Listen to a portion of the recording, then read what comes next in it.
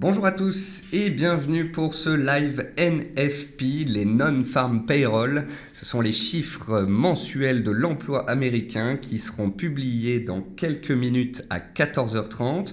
Je suis Nicolas Chéron, analyste CMC Markets pour vous servir. Nous sommes aujourd'hui le vendredi 4 mars et comme tous les premiers vendredis du mois, nous aurons donc la publication des chiffres américains du chômage à 14h30. Avant toute chose, voici un avertissement sur les risques concernant le caractère purement informatif de cette vidéo, ainsi que sur les CFD. Je vous laisse en prendre note et je vous invite tout au long de cette présentation à utiliser les outils de chat ou de questions-réponses pour pouvoir m'envoyer vos commentaires. Vous avez sur notre outil de webinaire en haut de votre écran différents onglets, dont le chat et les questions-réponses. Alors, nous allons voir ensemble quels sont les chiffres attendus par le marché, quels étaient les chiffres précédents, quelle est la moyenne de création d'emplois mensuels aux États-Unis et ce que ça pourrait avoir comme impact potentiel sur le marché. C'est le genre de chiffre qui peut avoir un impact fort sur les indices, mais également sur le dollar, et cela peut donc impacter indices européens comme indices américains, mais également les matières premières et les monnaies. Donc nous allons regarder tout cela ensemble. Nous allons bien évidemment passer en revue les actifs impactés avant et en live. Et puis bien évidemment, je répondrai à vos questions tout au long de cette émission. Alors, quelles sont les attentes du marché ce mois-ci? Alors que le mois dernier, les créations d'emplois ont été de 151 000 aux États-Unis, nous attendons 190 à 195 000 créations d'emplois selon les consensus. Donc un peu moins de 200 000 créations d'emplois, soit la moyenne des créations d'emplois des 12-18 derniers mois. Depuis maintenant 4 à 5 ans, les États-Unis sont en reprise économique, ils créent de l'emploi, ils ont un taux de chômage qui est passé progressivement de 10 à 8 à 6 puis à 4,9% et on attend ce mois-ci un taux de chômage stable à 4,9%. Les salaires, quant à eux, sont également scrutés par les opérateurs. On a eu une hausse des salaires assez significative le mois dernier, avec plus 0,5% de hausse des salaires, ce qui est une bonne chose. C'est une caractéristique d'une reprise économique tangible. Ce mois-ci, les salaires sont de nouveau attendus en hausse de 0,2%. Et sous les inscriptions que vous voyez ici dans cette présentation, je vous ai découpé un morceau du calendrier économique de la plateforme de CMC Markets. Vous voyez bien qu'on attend donc le chiffre mensuel, le taux de chômage, les créations d'emplois dans le secteur privé et le taux de rémunération moyen mensuel glissant. Donc il n'y a pas que le chiffre brut de création d'emplois, mais également d'autres paramètres à étudier. En général, en théorie, j'ai bien dit, un chiffre supérieur à 150 000 créations d'emplois est un bon chiffre pour l'économie américaine, plaide pour une stabilisation, voire une baisse du taux de chômage, et cela plaide également pour une politique américaine relativement agressive de potentielle hausse de taux. Vous savez que les Américains ont monté les taux en décembre dernier, considérant leur économie comme solide. Depuis le début de l'année, on a un peu douté des chiffres économiques américains et les Américains ont mis sur pause leur politique monétaire. Nous verrons donc si on a un chiffre particulièrement important de création d'emplois, s'il y a des spéculations justement sur une hausse de taux américaine. Un chiffre en ligne pourrait entraîner de l'appétit pour le risque et inversement, ça veut dire qu'un chiffre autour de 190 000 créations d'emplois en théorie est bon pour les indices. S'il est bien inférieur, en théorie, c'est une mauvaise chose. Un taux de chômage stable ou en baisse peut contrebalancer un chiffre inférieur à 150 000 créations d'emplois. En effet, on vient de voir qu'un chiffre inférieur à 150 000 créations d'emplois, c'est un chiffre qui n'est pas très bon. Par contre, si on a ne serait-ce que 140 000 créations d'emplois et un taux de chômage qui passe de 4,9 à 4,8, eh bien, on dit que le taux de chômage stable peut contrebalancer un chiffre un petit peu inférieur aux attentes. Je vous invite bien évidemment à la plus grande prudence. Faites attention aux pièges. On dit souvent qu'il ne faut pas être en position et qu'il faut éviter de trader dans les minutes qui suivent la publication de ce chiffre économique majeur à 14h30 que sont les NFP. Pourquoi est-ce que je vous dis de faire attention? Parce que la réaction première aux chiffres peut s'inverser rapidement. Souvenez-vous, il y a 2 mois, on avait fait une émission, on avait vu ensemble qu'ils avaient créé énormément d'emplois. C'était théoriquement un bon chiffre pour l'économie, mais le chiffre était tellement bon que cela a fait peur aux investisseurs parce que cela impliquait une hausse de taux à venir. C'est ce que j'ai marqué à la ligne du dessous. Un très bon chiffre impliquant une hausse de taux à venir peut faire pression sur les indices. Donc, attention, car imaginons que vous voyez qu'on crée 220 000 créations d'emplois. Votre réflexe premier est de se dire « c'est un bon chiffre pour l'économie américaine, donc les indices vont monter ». Ce n'est pas automatique. D'une part, parce que si des opérateurs considèrent que le chiffre est trop bon et plaident pour une hausse de taux, ça peut engendrer des prises de bénéfices sur les indices. D'autre part, il y a un deuxième facteur que vous devez prendre en considération. Nous sommes vendredi. Nous sommes bien montés cette semaine, nous sommes sous résistance, les investisseurs pourraient tout aussi bien considérer qu'on est bien monté cette semaine et sur un chiffre qu'ils qualifieraient de positif, ils prendraient tout de même des bénéfices de fin de semaine afin d'ajuster l'exposition de leur portefeuille pendant le week-end. Et j'insiste sur ce fait parce que la semaine prochaine, mercredi 10 mars, nous aurons rendez-vous avec la BCE. Je ferai d'ailleurs à ce moment-là un rendez-vous comme aujourd'hui à 14h15, que nous puissions voir ensemble ce qui est attendu de la BCE, ce que cela peut engendrer comme mouvement et ce que ça engendrera comme mouvement sur le marché. À cet effet, nous allons passer sur la plateforme de CMC Markets, que voici.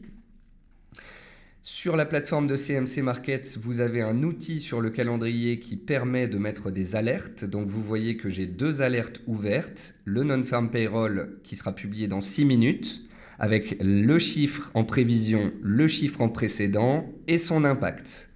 Vous pouvez donc constater qu'on attend un fort impact, que le chiffre tombe dans 5 minutes et qu'on attend un chiffre meilleur que le précédent.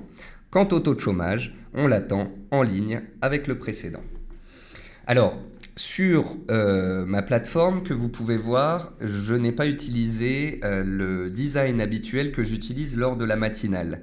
Le but ici est d'un coup d'œil rapide de pouvoir suivre ce qu'il se passe sur l'ensemble des marchés. C'est pour cette raison que j'ai affiché un SP500 en haut à gauche, l'indice américain, le CAC au milieu et l'USD Yen à droite. Si vous connaissez bien les règles des actifs risqués et des actifs refuges, vous savez que le SP500 et le CAC sont très corrélés et vont ensemble, et vous savez que l'USD Yen, qu'on appelle aussi baromètre du risque, est très corrélé avec le CAC et le SP500. Donc, si le chiffre tombe et que les indices cassent des résistances et que l'USD Yen attaque sa résistance, c'est que les investisseurs considéreront ce chiffre comme positif pour que la hausse puisse continuer. Je ne vous dis pas que si le chiffre est bon, on va monter, car c'est un raccourci un peu trop rapide. Car comme je vous l'ai expliqué précédemment, un trop bon chiffre peut faire baisser et un bon chiffre peut aussi entraîner des prises de bénéfices. Donc, on ne va pas faire de phrase automatique en disant bon chiffre ça monte, mauvais chiffre ça baisse. On va attendre que le chiffre tombe, on va regarder les réactions premières sur le marché. J'ai ici pris des graphiques en données 4 heures que vous puissiez vous rendre un petit peu compte de ce qui se passe aussi sur les 2-3 dernières séances avant aujourd'hui. Sur le graphique USD Yen ici, on a même plusieurs semaines de cours. Et donc vous voyez que l'USD Yen, depuis plusieurs séances rebondit, depuis plusieurs séances le CAC rebondit et les US rebondissent. On est sous le SP500 sous la borne haute d'un biseau, sur le CAC sous un niveau horizontal, dans un triangle sur l'USD Yen. Il faudrait que les indices arrivent à casser les résistances qu'ils ont au-dessus de leur tête. Franchement, et qu'il s'apprécie et qu'il clôture au-dessus de ces niveaux ce soir à 17h30 pour le CAC, ou bien 22h sur les marchés futurs, ou bien 23h pour ceux qui tradent sur les marchés américains. Pourquoi est-ce que je vous dis d'attendre la clôture? C'est parce que souvent, il y a des faux signaux et parfois, il y a des forts mouvements en fin de séance qui peuvent changer la donne. Christophe me pose une très bonne question. Il me dit, peut-il y avoir une incidence sur les matières premières, notamment pétrole ou gaz? Alors, beaucoup moins sur le gaz que sur le pétrole. Mais vous voyez, dans mon écran du bas, je vous ai mis le pétrole, l'or et l'euro-dollar. Ces trois actifs-là ont quelque chose en commun, c'est le dollar américain. Donc en fait, nous allons suivre dans cette émission principalement deux paniers. En haut, les actifs risqués, les indices et l'USD Yen. Et on va très vite voir si le chiffre est considéré comme bon ou pas par le marché et si les acheteurs continuent de garder la main et font monter les indices plus haut ou au contraire donnent un peu la main aux vendeurs en cette fin de semaine. Et en dessous, nous allons voir ce qui se passe sur le dollar. Si le dollar monte fortement, le pétrole pourrait échouer sous résistance, l'or pourrait revenir vers ses zones de support et l'euro-dollar pourrait rebaisser dans le sens de sa tendance de fond. Au contraire, si le dollar chute fortement, cela peut engendrer une cassure des 34 $ sur le pétrole. Et si vous avez suivi mes émissions ces derniers temps, vous n'êtes pas sans savoir que les 34 $ sur le pétrole, c'est un point majeur. Sur l'or, si le pétrole baisse et que l'or retourne vers ses plus hauts du jour, voire les dépasse, ça confirmera la cassure des plus hauts récents à 1260 points. Si l'or rebaisse, ça nous laissera un petit peu plus dans l'indécision. Et sur l'euro-dollar, si le chiffre tombe et qu'il fait monter le dollar, eh bien donc on reviendra vers la zone des 1,08, 1,09 en attendant la BCE la semaine prochaine. Si au contraire le chiffre fait baisser le dollar, et vous noterez bien que je ne vous dis pas bon chiffre ou mauvais chiffre, hein. Pour moi, ce qui va compter là, ce n'est pas que le chiffre soit bon ou pas, c'est comment est-ce que le marché va réagir par rapport à ce chiffre. Et donc, si le dollar baisse suite à ce chiffre, alors l'euro-dollar pourrait continuer de s'apprécier et pourrait aller chercher sa résistance des 1,1050. Donc 1,09 à la baisse, 1,1050 à la hausse, on est en plein milieu et on va voir où le marché va nous emmener. Encore une fois, je vous le redis, généralement, on n'est pas en position en intraday où on évite de trader la statistique dans les 2 ou 3 minutes qui suivent. Pour tous ceux qui font du swing trading et qui ont décidé, par exemple, de garder des positions acheteuses sur l'or ou les indices ou des ventes sur l'euro-dollar, il conviendra, après la publication de ce chiffre et après avoir fait état de la prise en main des acheteurs ou des vendeurs sur les indices ou sur le dollar, eh bien, il faudra voir comment vous pouvez moduler votre exposition avant le week-end. Hervé me dit, tous les indices sont montés juste sous résistance, connaissent-ils les chiffres? Non Hervé, je ne pense pas. Après, souvent, il y a des spéculations avant les NFP. Donc nous allons voir dans 13 secondes comment est-ce que le chiffre tombe et comment est-ce que les marchés réagissent. Encore une fois, nous ne sommes absolument pas pressés. Le but de cette émission en direct est de commenter avec vous ce qu'il se passe sur les marchés. Le NFP vient de sortir à 242 000 créations d'emplois. C'est donc un chiffre bien supérieur aux attentes. C'est un chiffre qui montre la vigueur de l'économie américaine. Cela a fait monter un tout petit peu le SP500, le CAC et l'USD Yen, mais je dis bien un tout petit peu. Car il y a la possibilité, nous allons le voir dans le quart d'heure qui vient, il y a la possibilité que ce chiffre soit tellement bon, tellement important, qu'il plaide pour une hausse de taux. Et une hausse de taux, ça n'est pas pour faire plaisir et pour entraîner de fortes hausses sur indice. Donc nous allons voir comment les investisseurs réagissent à ce chiffre. Peut-être vont-ils décider d'enfoncer le clou cette semaine, de casser les résistances et de souligner la vigueur de l'économie américaine. Mais ne soyons pas trop pressés, attendons de voir, parce que, comme je vous le disais, ce chiffre est tellement bon que ça plaide pour une hausse de taux et que ça peut faire peur. Le taux de chômage, lui, est ressorti à 4,9. Il est donc en ligne avec les attentes. Parce que ce chiffre est extrêmement bon, il fait monter un petit peu les indices, mais pas beaucoup, parce que comme je vous l'ai dit, ça leur fait peur, une hausse de taux. Ce chiffre est tellement bon, par contre, qu'il a fait monter à court terme le dollar. Donc on a le pétrole qui ne bouge pas, on a l'or qui s'est un petit peu replié, et on a l'euro qui est en train également de se replier. Donc pour le moment, là tout de suite, à 14h32, au moment où je vous parle, 2 minutes après la publication de ce chiffre américain démontrant la vigueur des États-Unis, de l'économie américaine, pour le moment, l'appétit pour le risque perdure, c'est-à-dire que les marchés actions, indices restent bien orientés. Et le dollar a été un petit peu recherché. Après, le fait que le dollar soit recherché a fait redescendre l'or un petit peu, et peut-être que l'or peut encore descendre vers sa zone de support qui est à 1245-1250. Donc ça peut être une opportunité pour ceux qui souhaiteraient acheter de l'or sur repli que de profiter de la vigueur du dollar qui fait un peu se replier les cours de l'or. Vous voyez ? De la même façon, si vous avez noté la sortie de canal baissier sur l'euro-dollar qui a eu lieu hier, et que vous êtes à l'achat depuis hier, là on est en train de revenir vers une zone de soutien. Il ne faudrait pas casser cette zone de soutien sous peine de retourner, comme je vous le disais tout à l'heure, dans la zone des 1,0830, 1,09 en attendant la BCE de la semaine prochaine. Je vais fermer cette fenêtre-là. On va regarder le SP500. Donc le SP500, le voici en données journalières. Je vous ai tracé une oblique qui passe par tous les plus hauts dont on est en train d'essayer de s'extraire par le haut. Ce sont des choses qui arrivent. Après, j'attire votre attention sur les 2000 points, la zone des 2000 points. Vous voyez bien que la zone a été travaillée entre 2000 et 2005 points. Nous avons ici un pivot qui a fait résistance, puis support, puis support, puis support, puis support, puis résistance. Et là, on est en train de revenir sur ce seuil majeur.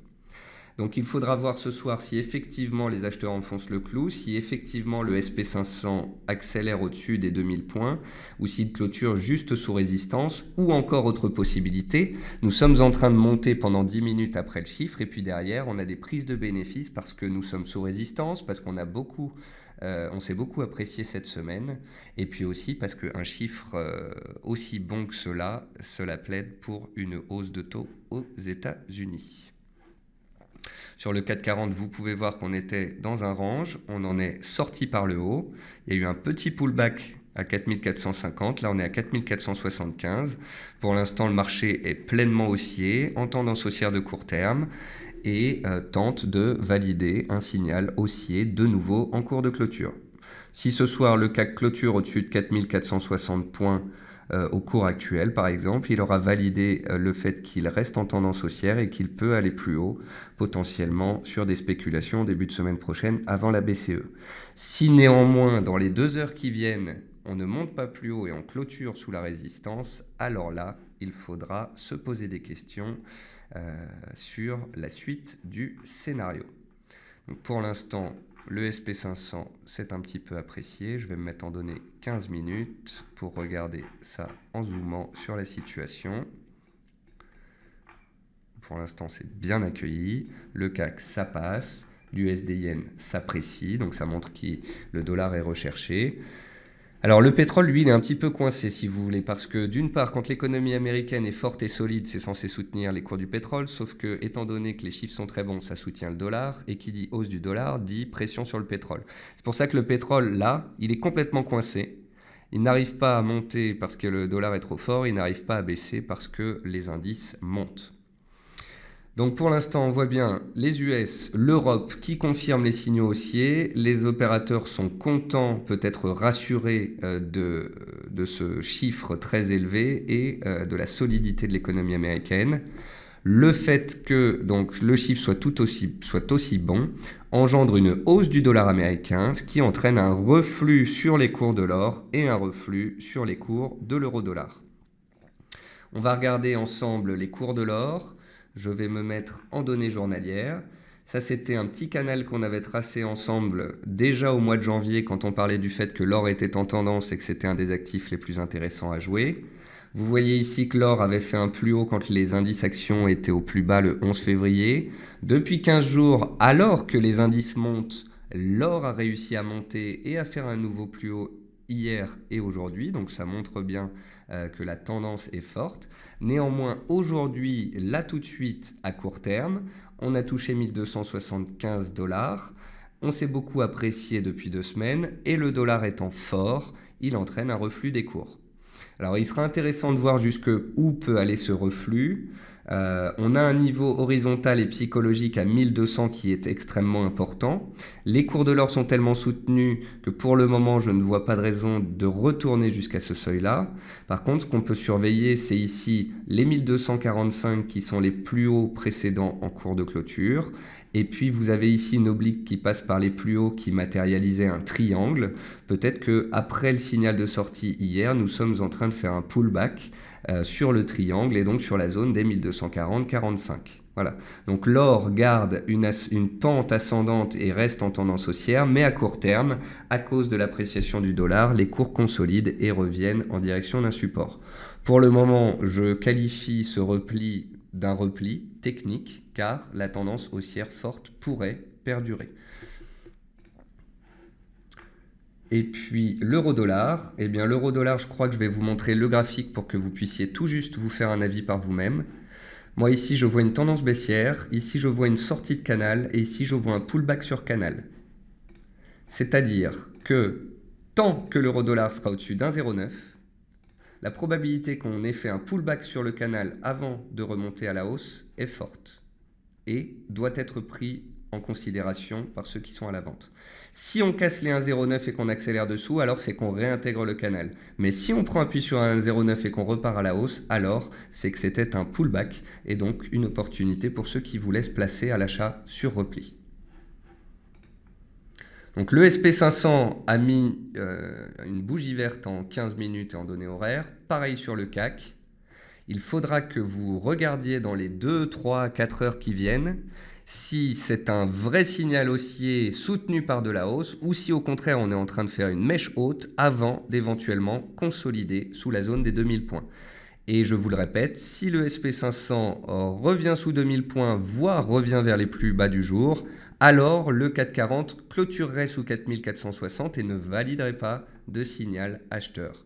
Donc pour ceux qui sont à l'achat pour l'instant, pour vous, tout se passe bien. On est monté toute la semaine et on est encore monté depuis une demi-heure. Néanmoins, attention, le chiffre étant tellement bon, cela pourrait induire des hausses de taux potentielles, ça pourrait faire peur aux investisseurs, ça pourrait donc engendrer des ventes ou bien ne serait-ce que des prises de bénéfices puisque nous sommes vendredi et que les investisseurs veulent d'une part se désinvestir un peu avant le week-end, d'autre part prendre des bénéfices sur leur position acheteuse de la semaine et enfin abaisser l'exposition de leur portefeuille au week-end et en vue de la réunion de la BCE mercredi prochain. Alan me dit, imaginons que la BCE prend une action de quantitative easing, le dollar pourrait-il monter et l'euro donc baisser? Alors là-dessus, je vais vous montrer un autre graphique, puisque je pense vous avoir quand même montré pas mal de choses et maintenant il faut attendre que les cours nous donnent des réponses. Je vais vous montrer un graphique de l'euro-dollar en données journalières sur les 3 derniers mois. Il faut que vous compreniez que la bourse, c'est toujours de l'anticipation. Donc le jour où Mario Draghi va peut-être augmenter le quantitative easing, donc peut-être le 10 mars, la question est-ce que ça va faire baisser l'euro et monter le dollar? Parce qu'il faut bien comprendre que si l'euro baisse depuis 3 semaines, c'est parce que les investisseurs anticipent déjà une hausse de quantitative easing. Et donc, lorsque le quantitative easing sera potentiellement augmenté, eh bien, les investisseurs pourraient prendre des bénéfices sur leur vente euro-dollar et pourraient donc ne pas tant faire baisser la paire que cela. Voyez ce qu'il s'est passé en décembre quand Mario Draghi n'a pas ravi les investisseurs, l'euro-dollar a repris 500 points à la hausse. Voyez ce qui s'est passé le jeudi 21 janvier, l'euro-dollar avait baissé de 100 points, puis il était remonté ensuite. Donc, Qui dit BCE ne dit pas forcément baisse de l'euro-dollar. Qui dit quantitative easing ne dit pas forcément 1 euro-dollar à 1,05 ou à la parité. De toute façon, nous ferons le point là-dessus en début de semaine prochaine et nous ferons un live, je le répète, mercredi 10 mars pour la BCE à 14h15, pendant lequel je vous montrerai les différents plans de trading, les seuils à suivre et ce qu'on attend de Mario Draghi. Puis ensuite, nous verrons ensemble ce qu'il se passe sur le marché. Retournons sur les graphiques. Que vois-je? Je vois que l'or tient bien et repart, que l'euro tient. Ça veut dire que la hausse du dollar est de court terme et non pas une hausse puissante. Que vois-je sur les indices? Première réaction positive, deuxième réaction, prise de bénéfice. Nous allons donc voir si le SP500 a la force de sortir par le haut de son petit biseau ici, ascendant que j'ai tracé sur le graphique. Si tel est le cas, c'est bien. Il faudra accélérer au-dessus des 2005 points pour bien valider la cassure. Au contraire, si on échoue sous 2000 et qu'on redescend, eh bien, on a fait une fausse sortie de biseau par le haut. On échoue sous une résistance majeure de moyen terme. Et alors, on pourrait voir des baisses, soit des prises de bénéfices, soit des ventes agressives sous un niveau majeur que je vous ai montré en données quotidiennes ici. D'ailleurs, je vais mettre mes résistances en rouge. Je vous rappelle que cela fait 3 semaines que les indices montent, que les indices montent actuellement dans un processus de rebond technique, principalement en Europe. Aux États-Unis, on va dire qu'on est dans un range de moyen terme depuis plus d'1 an. Il y a la zone basse du range et il y a la zone haute du range. Quand on est en zone haute, c'est que tout va bien. Quand on passe en zone basse, c'est qu'il y a des peurs. Nous voilà donc sur un pivot clé, à cheval entre zone basse et zone haute. Le marché va-t-il avoir le punch, la puissance, la conviction de continuer à payer sous résistance pour passer en force et relancer une vraie dynamique haussière de fond? Ou est-ce qu'au contraire, à la suite de la publication de ce NFP très bon, les opérateurs vont prendre des bénéfices sous résistance et attendre la semaine prochaine avec Mario Draghi pour potentiellement intervenir?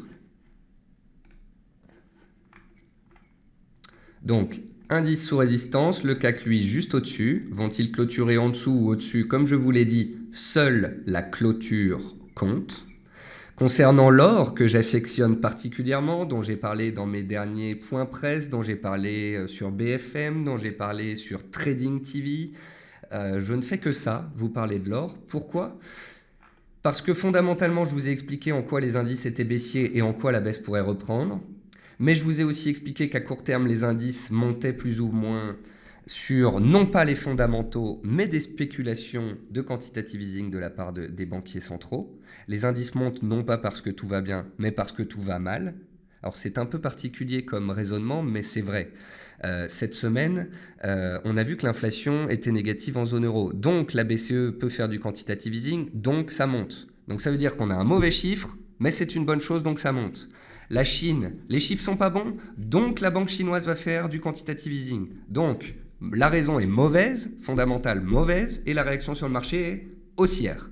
Donc, il faut bien que vous compreniez que depuis 15 jours, 3 semaines, 1, le rebond technique reste un rebond technique. 2, on est toujours sous des résistances majeures de moyen terme.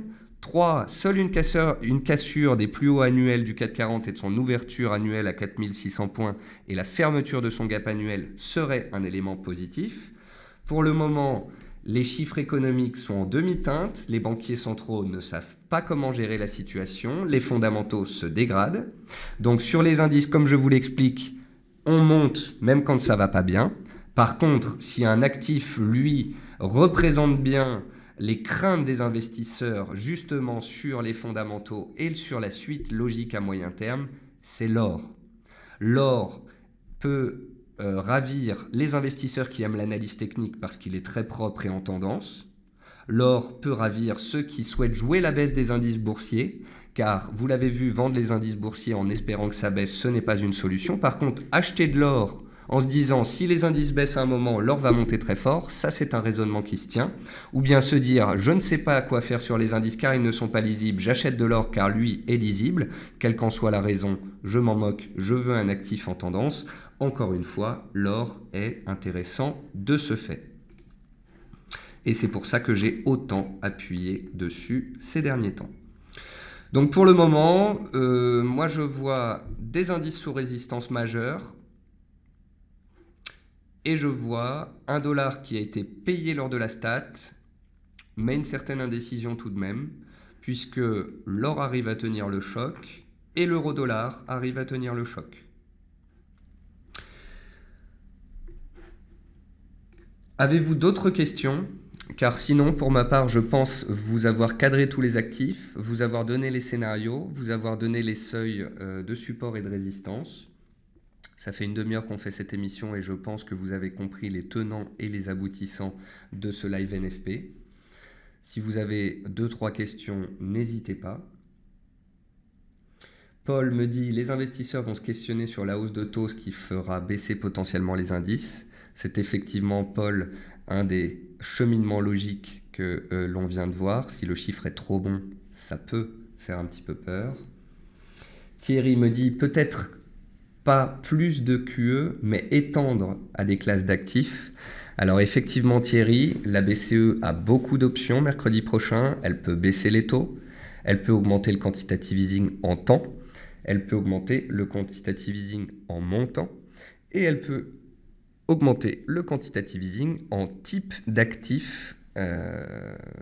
Donc vous en parliez il y a quelques instants et c'est vrai que si par exemple la BCE nous dit qu'elle accepte désormais en collatéral des banques italiennes qui sont dans des situations un petit peu difficiles en ce moment, ça montrera un très fort soutien de la part de la BCE et ce sera, je pense, apprécié par les opérateurs. Thierry me dit « La BCE peut garder des cartouches si dégradation des marchés en 2016 ». Vous savez Thierry, c'est ce qu'elle fait déjà. Mario Draghi, si en décembre il a préféré décevoir les marchés et les laisser tomber à la baisse, c'est parce qu'on était à 5000 points et qu'il n'avait pas peur que l'on baisse un petit peu. Désormais, les banquiers centraux font tout pour soutenir. Voilà. S'il garde des cartouches en poche et qu'il ne délivre pas les liquidités que le marché lui demande, le marché va tout de suite lui répondre très rapidement qu'il n'est pas content. Donc c'est vraiment un exercice de style pour Mario Draghi, car s'il déçoit les marchés, il y a des risques de décalage baissier sur les indices. Mais comme vous pouvez le constater, les indices ces dernières semaines, ces 2-3 dernières semaines ont repris 10%, 15% pour certains. Donc peut-être que Mario Draghi préférera botter en touche, donner une partie, ne pas tout donner, garder des cartouches, faire rebaisser un petit peu le marché, mais le marché de toute façon peut rebaisser un petit peu puisque l'on vient de prendre 15% en l'espace de 3 semaines. Paul me dit quelle cible si on est vendeur sur indice. Alors Paul, sur le SP500, vous voyez que j'ai tracé un biseau ascendant, ne serait-ce que si les cours devaient passer de la borne haute à la borne basse du biseau, le prochain support est à 1970 points.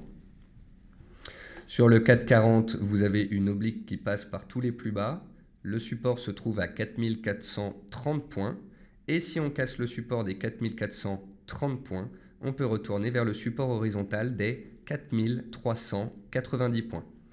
Pour l'instant, le plan dont je vous ai parlé, l'hypothétique baisse des indices suite à un chiffre trop bon, fonctionne parfaitement. Vous avez pu voir que l'on a préparé cette émission et que l'on a dit ensemble que si le chiffre était trop bon, ça pourrait faire baisser les indices. Vous avez vu que je vous ai prévenu que la réaction première n'était pas forcément et pas très souvent la bonne. Vous pouvez constater que 15 minutes après, 5 minutes après le chiffre, on est monté. Et 15 minutes, 20 minutes après, nous baissons. Nous sommes donc dans un processus de prise de bénéfices de fin de semaine sous résistance et également de vente de la part des investisseurs qui ont peur d'une augmentation de taux aux États-Unis. Et concernant le dollar, vous pouvez voir qu'il est recherché, mais dans une moindre mesure, puisqu'on voit l'euro-dollar repartir à la hausse et l'or repartir à la hausse. Nous avons donc un chiffre économique qui est très bon, et pourtant, nous avons une baisse des indices et une remontée des actifs dénominés en dollars.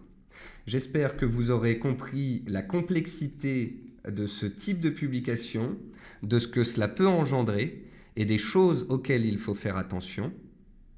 Attention, car il n'est pas certain que l'on parte à la baisse sur les indices, on est peut-être en train de se replier. Encore une fois, je vous invite à attendre les clôtures pour avoir des signaux validés. Quant à l'or, qui est l'actif de loin dont je préfère parler ces dernières semaines, mon avis reste le même et mon avis n'est pas important. Ce qui est important, c'est l'analyse technique. Et l'analyse technique, elle nous délivre quoi?